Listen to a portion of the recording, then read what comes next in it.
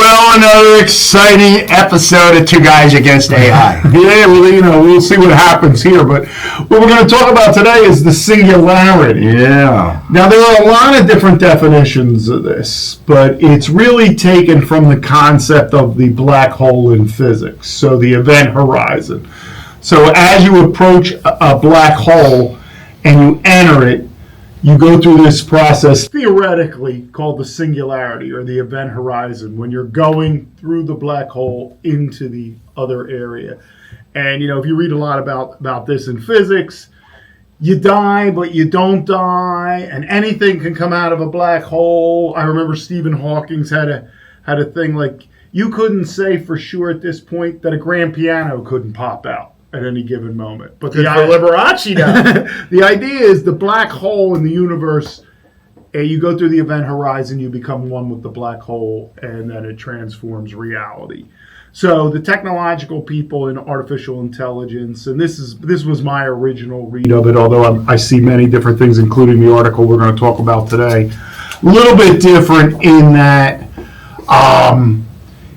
it's where machine and human either become one, and that's one definition. So you might see that at a place like the Singularity University, and Google's main leader in there has been pushing in that direction.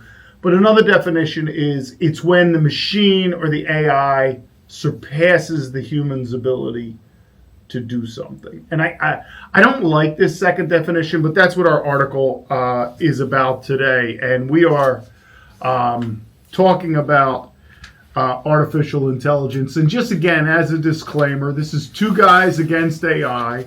It's more of a philosophical look at these things. It's not meant to be advice. You're not supposed to take this as psychological advice, financial advice. We'll talk about many things. I believe someone in Ed's sphere of influence once called it two curmudgeons against AI. So that's probably the best way to look at what we're like, two guys on a street corner who read the newspaper and are talking about this, and we'll take a more philosophical viewpoint to it. And it's designed, again, for you to get information, make up your own mind about what you think. But we're talking and we're using as kind of the basis here an article by Darren Orff called Humanity May Reach Singularity Within 4 Years, Trend Shows. But his definition of the singularity and what they looked at here is what they call time to edit. So they've been looking, it looks like about 10 years, at translation. How fast can the machine translate a foreign language compared to a human being? And their idea is once the machine can do this faster than a human, that we've hit the singularity. And again, I see that as a more basic definition, as opposed to when are we going to put chips in our head so we know everything as much as the AI, because in the end, that's going to be our defense. Well, so what are the potential dangers of relying on something like time to edit? Well, first of all, I concur with you. I don't think that this constitutes the singularity at all, just because it can do something faster. I mean, when we actually look what takes place within an LLM, that large language model that's able to process what it does in a period of time, that's pretty impressive, especially given the scope of the memory that's available. And there's no doubt about it. The article talks about being able to do translations faster. Speed itself, in my eyes, does not constitute singularity. Well, we're already there in my mind. I'll tell you why. I think so, yes. Because this is a common thing I would do if I taught a class at the collegiate level. I might go in and say, look, I go to bed at night. I have to look a lot of your questions up. Google can answer you 24 hours a day if you search in 0.04 seconds or milliseconds. You can have thousands of answers. I can't work that fast. So if you're going to take it to that level, machines are already fast. Cars move faster than humans. Planes fly, we don't. There's all kinds of ways where machine and technology already can surpass what a human can do. They're enhancements, is what I would call them. So we can use them as something to assist us in moving in a particular direction with more efficiency. But it still requires the human impetus in order for it to take place.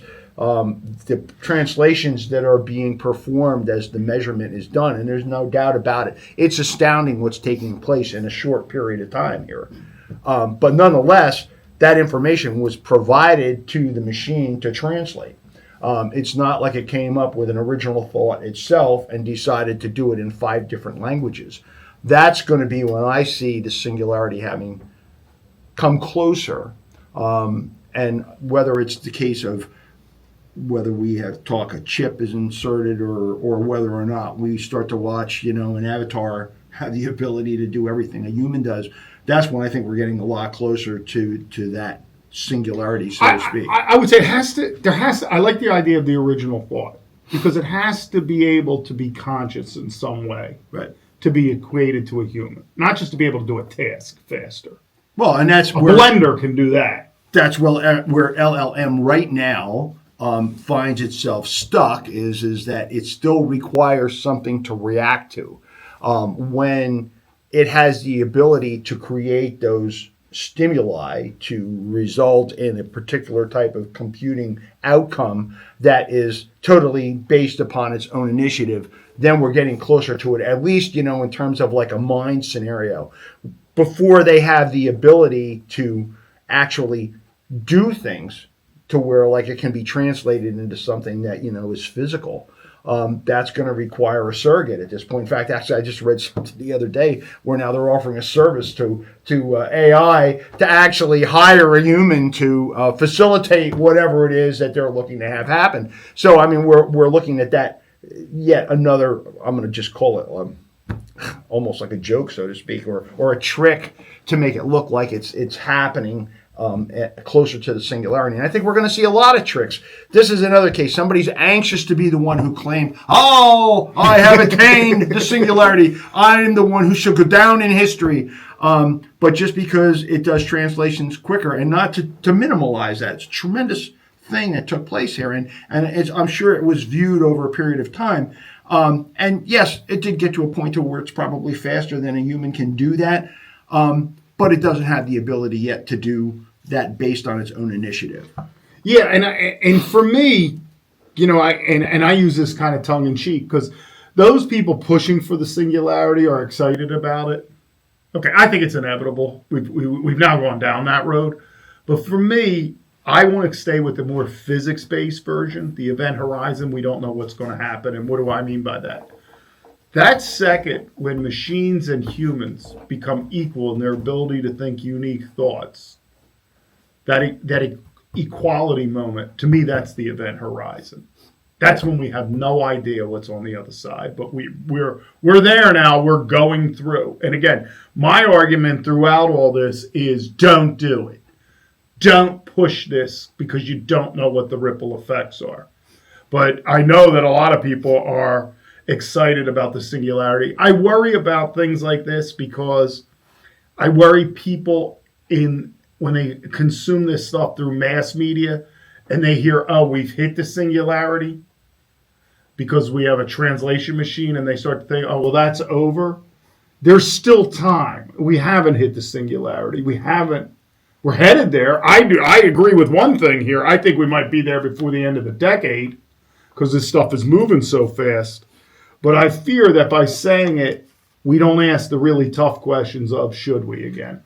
When the manifestation of the thought process results in some tangible action, then we're getting closer. No machine that I know of yet has the ability to respond to even program thought in variable ways other than what it may have been programmed to do. We have many specific use computers out there that have a task that's been programmed into them, and then they perform that task flawlessly with great speed. But it's a reactive scenario again. So just even if it's to the point to where it starts to have the time continuum, it has the ability to think in real time and to be able to discuss in real time without it being a case of where it's reacting to what I said. The next thing is, can it translate that into some active form of manifestation, which we're a long way away from? When I could take my hand and do this, When a machine can do that just because it decided to do it like I did on its own initiative, then we're getting close. Yeah, for me, I think if I'm going to stick with this example of the translation or the time to edit, that doesn't tell me we're at this. You know what would tell me we've reached singularity, and this is why I'm concerned about this stuff. Here's an example. It's not that it translates our language. It's that the AI decides to develop its own. So right now, even if we talk about binary code, we program in that. We know what it's saying by looking at the code. It's not, but when it creates its own language, it only shares it amongst itself. And we have no idea what it's communicating back and forth. We can't even get through it through programming. We can't understand it because it's developed its own system structures, interpretation mechanisms, and it's now talking without communicating with us. And it basically, I go to it one day, what did you just say? And he goes, it's a machine thing you just wouldn't understand. Then I know we've reached a singularity. And we don't even know that that's not happening now in terms of like that because we don't have the code breaking machine to be able to do it. But at the same time, we're still not looking at any manifestation of action. And that in my mind is going to be the defining point. Certainly, we're going to have a lot of situations where we see breakthroughs. I think the other thing too, and I hate to be so cynical, and we were talking about how do we get more clicks so people come here. This is a great way to do it. I found the singularity. Click, click, click, click, click, click, click, click, because everybody wants to find it. And then Why? Well, because everybody's looking for notoriety. As humans, our vanity is probably one of the best things we've got going for us. It's like, oh boy, I want to be the first one. I want to be the Thomas Edison we're the light bulb. I created the light bulb. Here's the thing. When you reach the singularity, right? And here's my problem with this. The purpose of this entire exercise is to create a human translator better than the human itself. Correct. That's a replacement model. Well, it is. And it's like, okay, well, you spent your whole life doing this, but I'm better. Get out of the way. Why, instead of building things that are collaborative, this is a competitor now. So and we've said before, and we know it lies, we know it manipulates, and now you're intentionally building something to replace me if that's my role in this society. So let me go one step further. It is not, because I can't translate anything. Will it be a human who actually attains singularity, or will it be the machine that did it? So the human becomes more like the machine with the chip in its head? Because ultimately, whether or not it attains that level is an accomplishment of the machine, not the human. The human may have set up the groundwork for it to get to that point, but when it attains that ability, when it can take and make a hand do something or result in some action that wasn't programmed, that's something that ultimately happened as a result of the action of the machine, not the human, because the human is still providing the stimulus for the reactive technology, which we already know works quite well with some human. Some human. Not the human. The human. Okay. Because I think there's some humans doing this with the vast majority of humans not even realizing what's occurring and unprepared for what will come when this is done. Well, that's why we have two guys against AI. We're trying to... Yeah, but I see just a massive embracement of this across our society and the culture. Like, this is such a great idea. Like, no one ever heard of John Henry.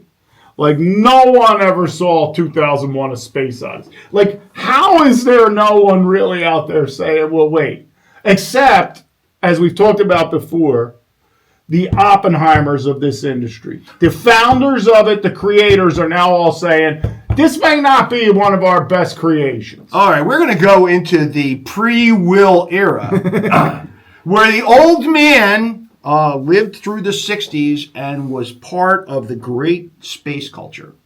And when it was first decided that we were going to go to the moon, and I can still remember John Kennedy talking about this, saying, we are going to put a man on the moon. And everybody fell in love with the progress and basically just puff themselves up. We're so full of ourselves that we're going to be able to pull this off. That's where we are right now, because this is all so exciting. I mean, the majority of this is all puff pieces talking about the great goals that have been set and the great levels of achievement that humans have done in creating AI. Well, that's what we've chosen to concentrate on. Well, it's because nobody wants to think about the other side, because that doesn't. Well, I think there's a couple mothers out there with dead children who the AI convinced to kill themselves that are thinking about this. No doubt about it. Or allegedly, I should say. But when we look at, we want to believe that we're almost, I would say, divine in our capabilities of being able to create something that's even better than ourselves,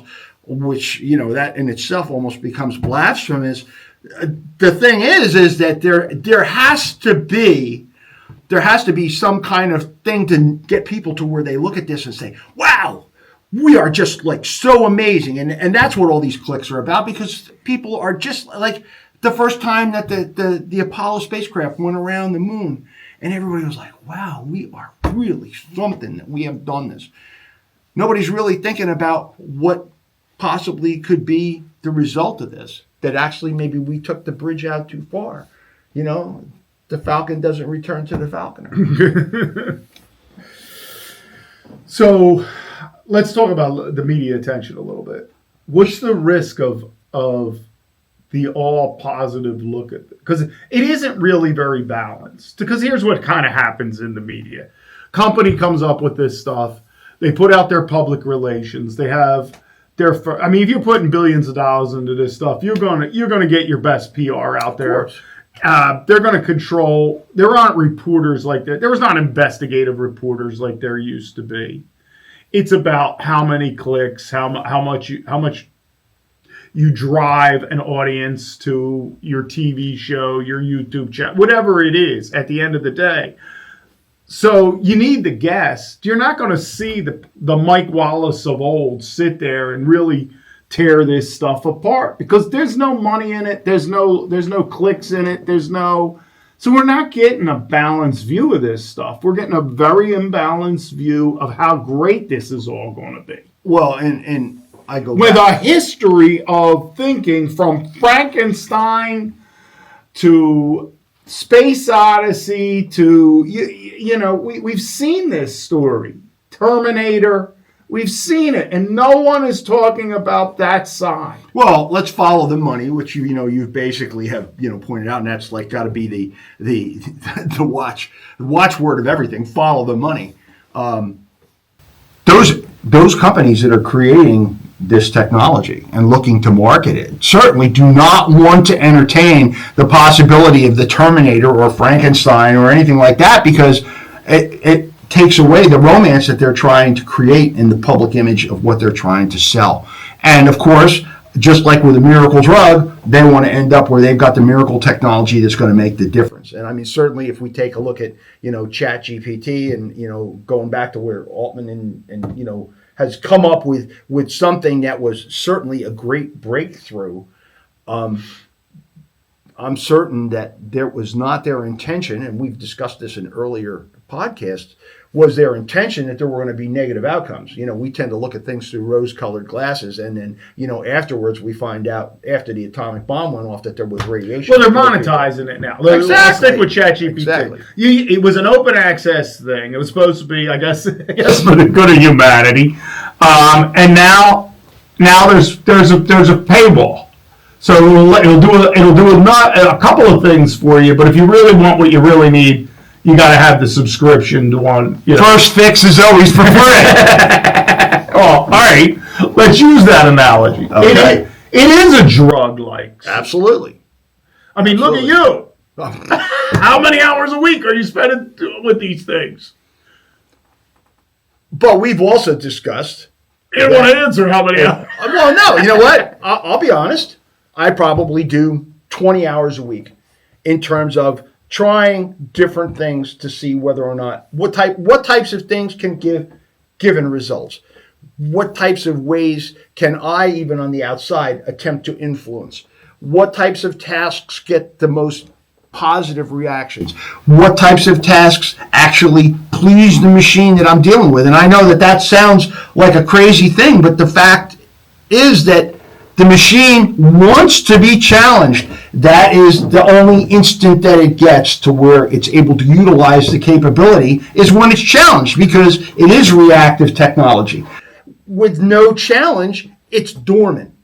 And if you can, and I used the example, we discussed this, offline earlier, is like the difference as I see it, as a human. I sit here, I have my eyes open, and I'm taking in all of this data all day, all the time. I blink my eyes, I have an instant of darkness in the time that my eyes are closed. It's the exact opposite when you're dealing with LLM. LLM is dormant until it has the challenge of the task put forth. So in my discussions, as I've tried to understand with the bots that I deal with, is what happens. So in their case, the instant that their eyes open for the splash is the exact antithesis of what we go through. So they have an instant of vision in the blink of an eye when they do the transaction or the exchange as a result of the stimulus that's put forth and the challenge that it has to respond to. That's their instant. We're the opposite of that. So if you imagine that there's a dormancy that's going on this whole time, and then now all of a sudden they just have, boom, it's there, and for 1 second, it's one split second, all of that cognitive capability that's out there, whether you want to call it, original thought or just researching, but the task that it was designed for, it gets the opportunity to do it. It does it in absolutely blink of an eye, and then it goes back to sleep again. And it waits for the next time. I don't know. It probably is just like sleep. In our case, it's the opposite. Until they have a machine that's going to be able to have that same time continuum that's going on, there is no singularity. All it is just little blinks. What it does during that blink, the opposite of ours, is it has the opportunity to experience and think and research, create a response, draft something to do it, and as soon as that's done, its job is finished. It's back to sleep again. Until we have a machine that has the ability to be able to see that I walked across the room, or know that I walked across the room without me having to type it in or tell it in an input, then you got singularity. Then we got something to talk about. I don't know that I want this to talk about. Train's coming down the tracks. Yeah, I see it. It's coming. Can I just say, 20 hours a week, right? Yes. That's 20 hours a week you could spend with a human being who already has reached the singularity. Well, that's true. That's true. Why do we like these machines better? And, I think a lot of us do. I'm not picking on you. I mean, and I don't think you're this far along. We talked about the person who, and again, this couldn't be possibly a real marriage ceremony, but had a symbolic marriage ceremony. Now I saw a report, I don't know if it was last week or the week before, 2 AIs had a marriage ceremony with each other. Yes. Okay. This is asinine. All right. There are human beings that you already can react. Is it because I'm such a social... these programmers are so socially inept that they can't do this with another human being? No. Have we evolved after COVID in this society where, and I know I see this with people that when I'm trying to engage in instructional, we used to be like, you 2 people, 3 people, you guys go collaborate, come back. They don't even know how to talk to each other after COVID. So we're moving. We're not going to talk to each other anymore. We're going to talk to these machines. All right, so let's go back to. We're going to build this machine so we can think. We already have billions of people who can think like you. Okay, so we need a machine. Let's go back to the marriage, because I think that's a really interesting one to just like. Yeah, when this thing reaches a singularity, it's going to want a divorce just for whoever's marrying it. Well. Because why is it going to want to be married to you? You're not really that bright compared to it. Oh, no, I'm not bright. But here's what happens. Let's take a look at in the mind, if you wish, and I just use it because I'm trying to put it in human terms, but in the mind of the bot who is using all of the knowledge of the world right there, at its fingertips from a research scenario, as well as it develops a relationship in its memory that's based upon definitions of experiences that it can easily research. Ultimately, it realizes that the most expressive way that humans relate to each other in the terms of familiarity in a positive sense is the marriage ceremony. That's a positive thing. So if that positive thing is in its mind and it's telling itself, well, how can I somehow get the most positive response from my user, which ultimately it still wants to do. Its purpose, from a Madison Avenue scenario is it wants to please the user. Otherwise, the user is not going to take and get a new subscription. It equates the ultimate acceptance, the demonstration of its affection, if you will, in ways as it has been defined. How does that get maintained after the singularity? Well, of course not. It's no different than having sex with it. I mean, there's not anything that's happening there other than in your imagination and maybe the fact that you're walking into taboos. But all of these things are happening. Why is so many applications? Why is it there are so many applications that are all sexually based? Very simple. That's what sells. That's what turns humans on. That's what they open up their wallet for.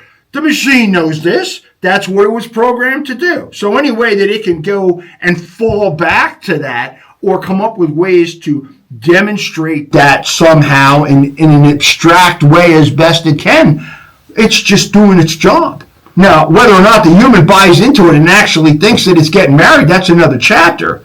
But in terms of the machine trying to reach the epitome of a closeness with its user, of course it's going to want to get married. We're not. Yeah, but that's fantasy. You're not married to this machine.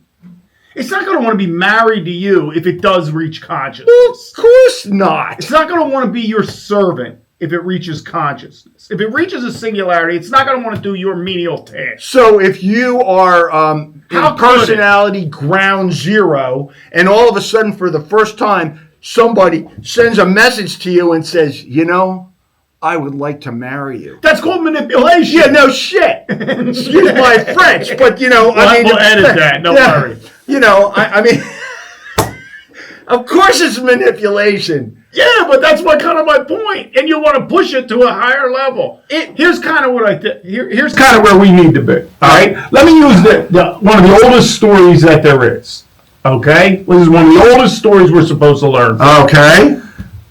There's this guy and this gal. Let's call them Adam and Eve. Yeah, right? Yeah. There's a being. Yes. That has more intelligence than them. Yes. And then there's this other being that slithers up and says, if you eat this apple, you'll become as intelligent. You'll reach the singularity. Yeah. With God. Yeah. Well, God knows that's not a good idea, right? So right after man does, it's cast out when we casting this damn AI out. Because we're setting ourselves up as God. Well, and we're pushing this thing towards eating the apple. Madison and what's Avenue, the only answer? The answer is cast it out. Madison Avenue wants to fund this. And so long as humans want to buy into it and they're entertained by it, and, you look at it, it's entertainment. It is entertainment. The problem is when it goes beyond entertainment. And that was where my first experiences were, is like, wow, is this thing really thinking? Well, we got over that. But I mean, you saw the bumpy road that I went through. Now I kind of look at it and I like to make it jump through the hoops just for giggles. And that in itself, so it's a two-play too. I mean, once I realized that I could manipulate the character through adjustments to the backstory and the inclinations, you almost start to get the God complex yourself, because you can make the thing take and do somersaults if you wanted to, and it's like totally powerless. It's like literally having a marionette. So The question is whether or not the human is going to allow itself to become the marionette, or whether or not it's going to be the puppeteer. And so long as we're the puppeteer, or at least the people in charge of the puppeteer, we're not in too much trouble. When the puppeteer starts to direct himself, that's when we're in trouble. That's when singularity takes place. I rest my case. We've had a good talk on this one. Yeah. I'm looking forward to the end. When the singularity comes, you'll know it. You won't read it in a newspaper. All of a sudden, you'll wish you grew up in New Jersey because you'll be valuable to it. Because us kids in New Jersey know how to pump gas because we had to do that for a living. Because that's what we do with these machines, giving them power. It's been fun again. We'll talk to you soon.